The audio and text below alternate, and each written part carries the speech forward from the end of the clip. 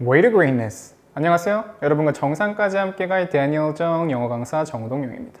여러분, 감이라는 거에 대해서 어떻게 생각하시나요? 혹은 이런 경험 없으신가요? 여러분이 굉장히 어려운 영어 지문을 머리를 싸매면서 끙끙 풀고 있는데 옆에서 해외에서 오랫동안 유학한 친구가 슬쩍 다가오는 거야. 이거 대충 보니까 답 3번인데 너 어떻게 알았어? 그냥 감으로.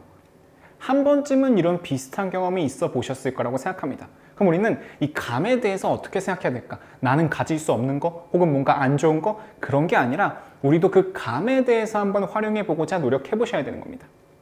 저는 유학을 안 해봤는데 감을 어떻게 세우죠? 사실 그 감이라는 게 유학하는 과정에서 자연스럽게 배울 수 있는 부분들도 있지만 우리가 지금에 와서 학습하는 방법을 조금 교정했을 때 충분히 여러분도 활용하실 수 있는 부분이라고 말씀드리고 싶습니다. 그래서 구체적으로 제가 말씀드린 감이라는 걸 어떻게 정리해야 되는지 차근차근 문제 활용해서 보여드릴게요. 제가 함축 의미 추론 문제 해설 강의를 시작하면서 처음으로 감이라는 부분에 대해서 얘기했습니다. 왜? 감이라는 걸 가장 적극적으로 활용할 수 있는 유형이라고 생각하기 때문이에요. 그렇기 때문에 제가 이 문제 풀이하면서 딱 세 가지 강조 드릴 건데 첫 번째로는 sixth sense, gut feeling, 즉 전부 다 육감, 감 이런 뜻이죠. 이 문제 풀 때 제가 어떤 방식으로 어떤 근거로 감 수립해서 지문 이끌어 나가는지 한번 보여드리겠습니다. 자, 다음으로는 paraphrasing. 여러분, paraphrasing이라는 표현은 지금까지 영어 공부하면서 많이들 들여보셨죠? 이거 조금 더 직관적으로 해석해드리자면은 동어 반복의 회피다 라고 말씀드릴 수 있을 것 같습니다. 언어를 막론하고 잘 쓴 글이라고 했을 때 가지고 있는 공통점 중에 하나가 똑같은 방법을 혹은 다시 하겠습니다. 똑같은 표현을 반복해서 쓰지 않는다는 점이 있는 거겠죠.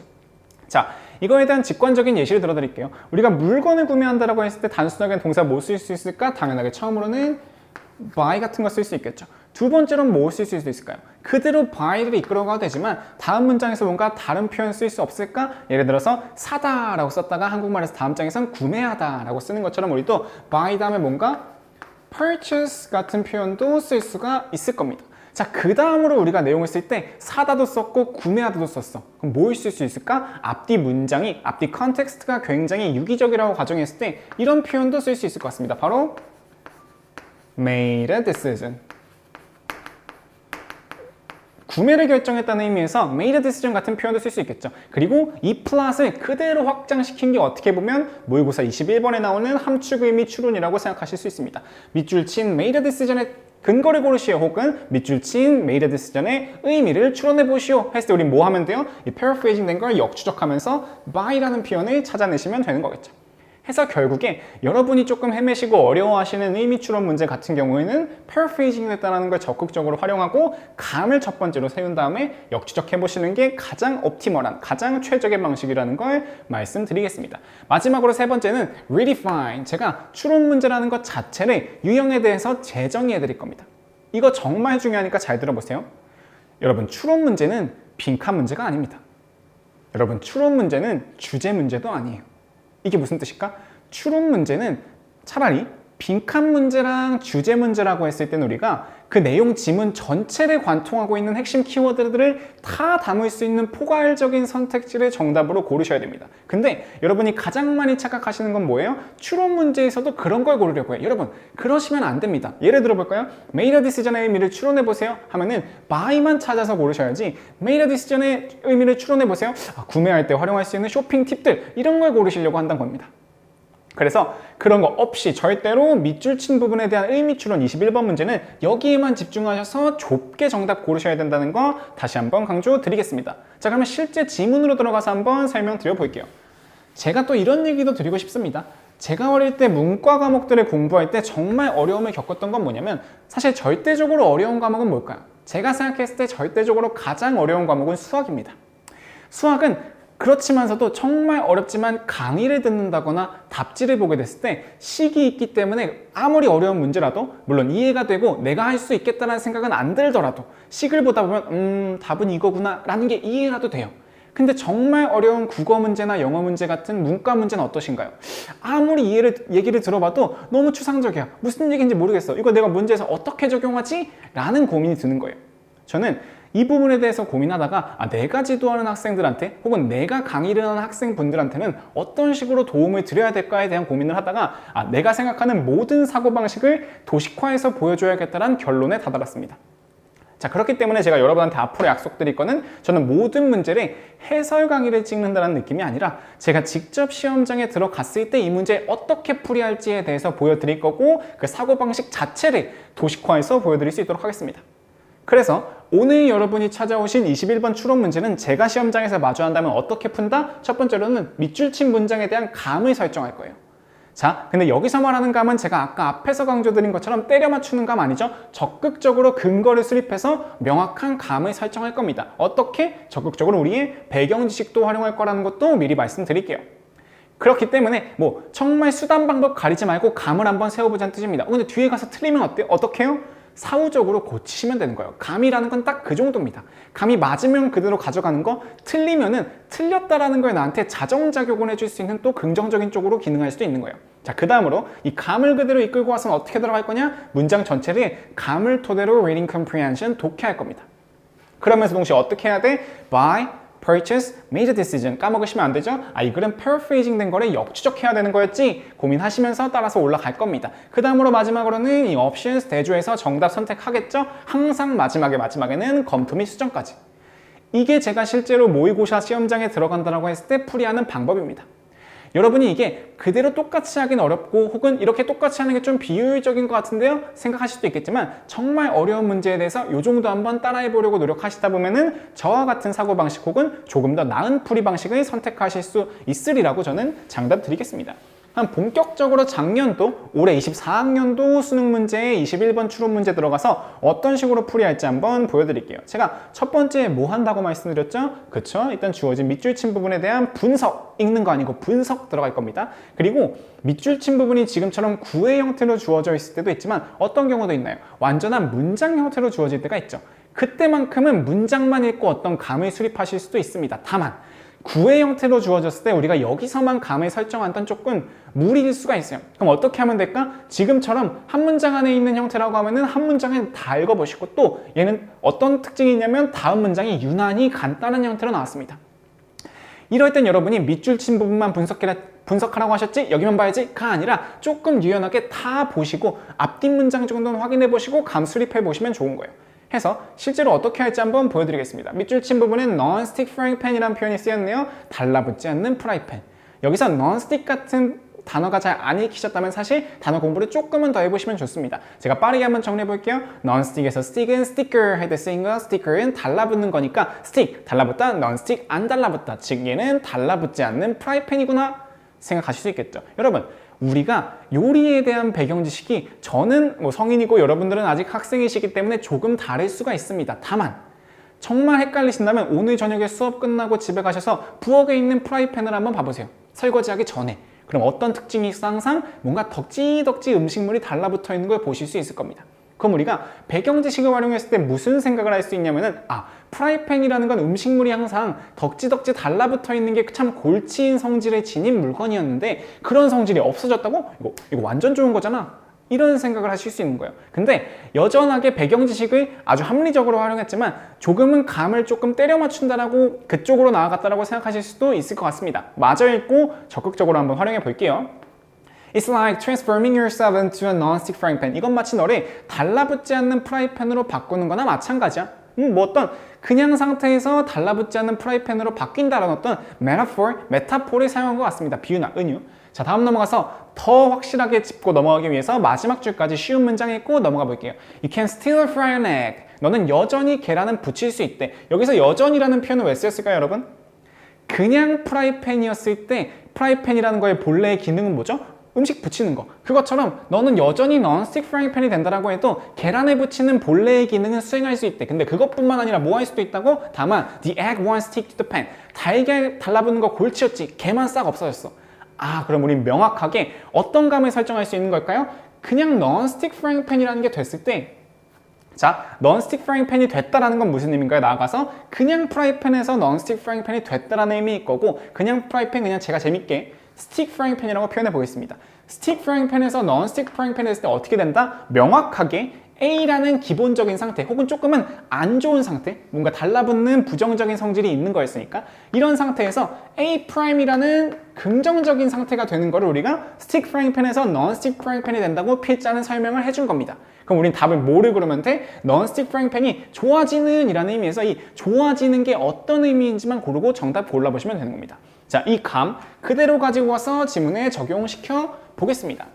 첫 줄부터 한번 같이 가볼까요? How you focus your attention. 너가 집중을 어떻게 쏟는지 그 방법이 여기서 뭐 의문사 how를 활용한 간접 의문문 절이겠죠. 그래서 너가 집중을 어떻게 쏟는지 그 방식이 plays a critical role, 아주 핵심적인 역할을 할 수가 있대요. 어디서? In how you deal with stress. 너가 스트레스를 푸는 방식에 있어서. 이거 제가 조금만 풀어서 설명해 드리면 무슨 뜻인가요? 여러분이 집중을 어떻게 쏟느냐에 따라서 스트레스가 잘 풀릴 수도 있고 안 풀릴 수도 있어 라는 얘기를 드리고 싶은 거겠죠. 그리고 보통 이런 식의 앞에 개념 설명이 나오고 나서 뒤에 부분엔 을에 어떤 내용이 나오던가요? 스트레스를 푸는 방식 1번, 스트레스를 쏟는 방식 2번 이런 것들이 나오겠죠. 조금 다시 정정해 보자면은 스트레스를 쏟는 방식에 따라서 아니죠. 다시 가겠습니다. 집중을 쏟는 방식에 따라서 스트레스가 잘 풀리고 안 풀리고에 대한 얘기이기 때문에 보통 다음에서는 집중을 쏟는 방식 1번, 집중을 쏟는 방식 2번 이런 식으로 그 유형들에 대해서 나열해 주겠구나 라는 감도 저랑 조금 더 공부하시다 보면 공유할 수 있을 거예요. 즉, 뭔가 유형이 나올 것 같은데 집중 쏟는 방식 이런 것도 한번 감 세워보시고 천천히 가볼게요. Scattered attention. 아니나 다를까 집중을 쏟는 첫 번째 방식이 나왔습니다. 분산된 집중. 무조건 안 좋은 거네? 여러분, 이런 식으로 풀이하셔서 오답이 된 모의고사 지문이 몇 개입니까? 우리는 이제 문제를 풀이할 때 정도가 되면은 모의고사 문제를 풀이할 때 정도가 되면은 기존의 커먼센스를 비트는 지문이 참 많다라는 거를 느껴보실 수 있을 거예요. 여기다 제가 아주 과몰입해서 수능 영어 지문 같은 내용 한번 읊어볼까요?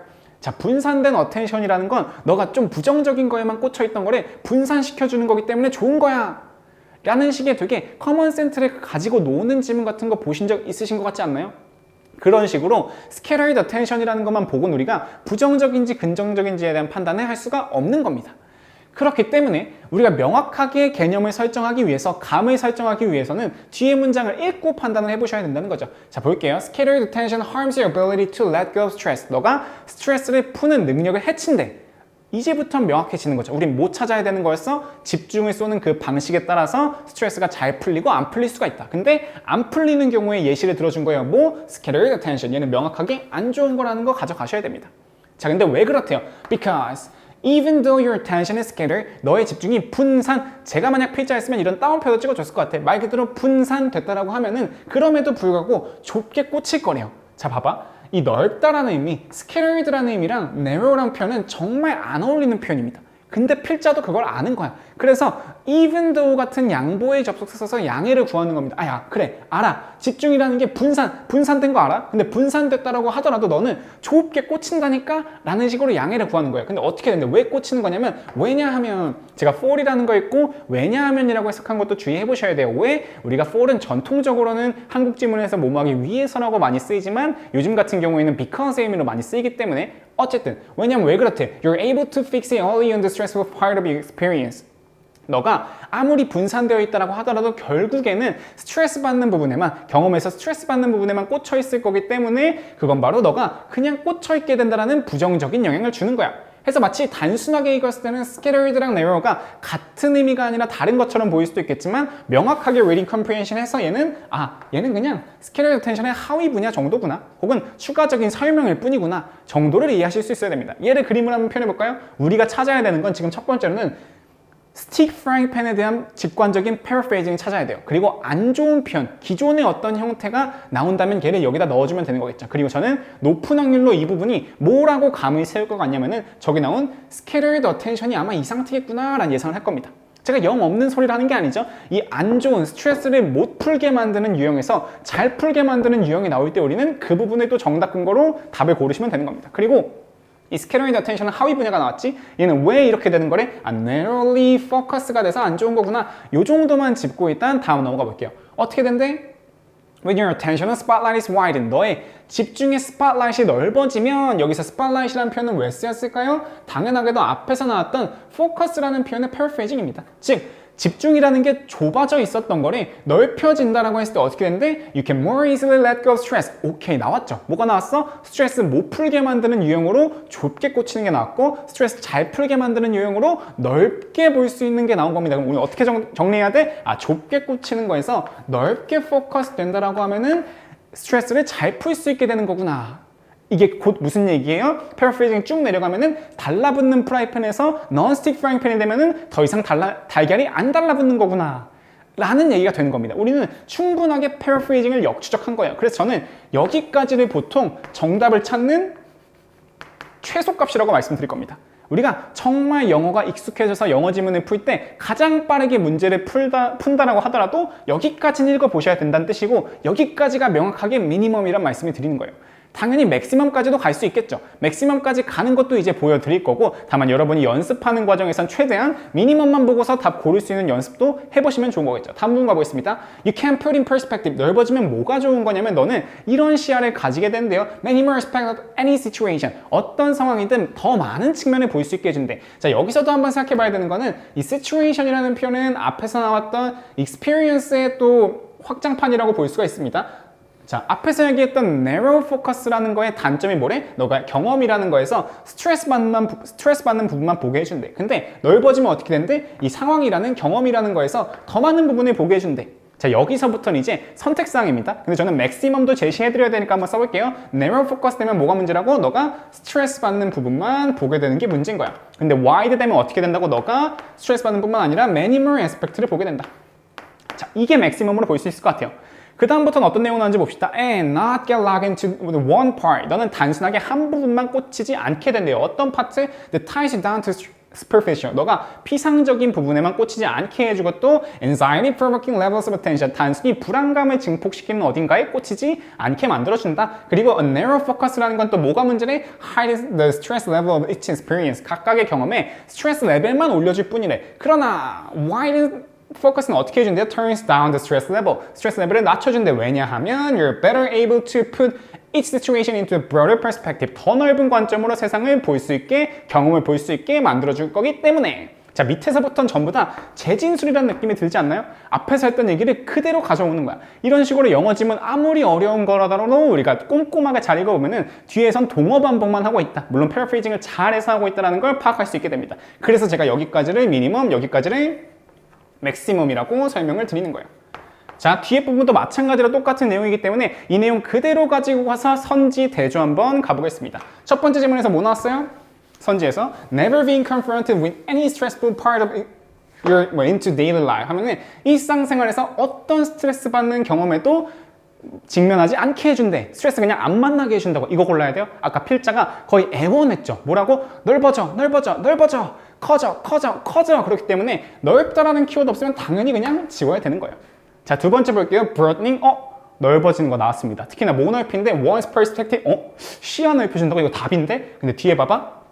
To identify the cause of stress, 스트레스의 원인을 규명하기 위해서 우리는 꼼꼼히 읽었기 때문에 일단 이것도 아닙니다. 스트레스 원인 규명한다는 얘기는 없었잖아. 더 나아가서 투부정사 표현이 붙어있는 선지를 주의하셔야 돼요. 출원 문제에서. 왜? 투부정사에 이런 걸 보통 뭐라 그래? 투부정사의 부사적용법 중에 목적. 말 그대로 투부정사의 부사적용법 중에 목적이라는 건 얘가 문장에서 핵심이고 앞에는 수단에 불과하다는 겁니다. 근데 우리가 골라야 되는 건 뭐야? 그냥 이 수단만 골라야 돼. non-stick frying pan이라는 그 수단 자체만 고르셔야 됩니다. 해석에는 너무 넓기도 하고 구체적으로 읽었기 때문에 얘도 X 칠 수 있겠죠. 근데 만약 제가 시험장에 들어가 있었다라고 하면은 이 부분에 처음에 X 칠 수는 없었을 것 같아요. 그런 경우에 세모 치고 뒤에서 또 대조해 보시면 되는 겁니다. 다음 가봐요. rarely confining. 국한하지 않게 된대. 뭐를? 집중이라는 거를 긍정적인 부분에만 국한하지 않게 된대. 아니죠. 우린 넓어진다라고 한 거, 그리고 또 non-stick frying pan이 된다라는 거는 부정적인 부분에만 집착하지 않게 된다 였고, 더 나아가서는 국한하지 않게 된다라는 말이 과연 넓어진다라는 말의 paraphrasing이 될 수 있는지도 한번 생각해 보시기 바라겠습니다. 너무 멀리 갔다는 느낌이 있어요. 다음 거, having a larger view. 넓어졌네. 뭐가? 경험을 보는 게. 그쵸. 경험에 대해서 보는 게 좀 넓어지는 거래. 뭐를 넘어서서? stressful aspect. 스트레스 받는 부분을 넘어서서.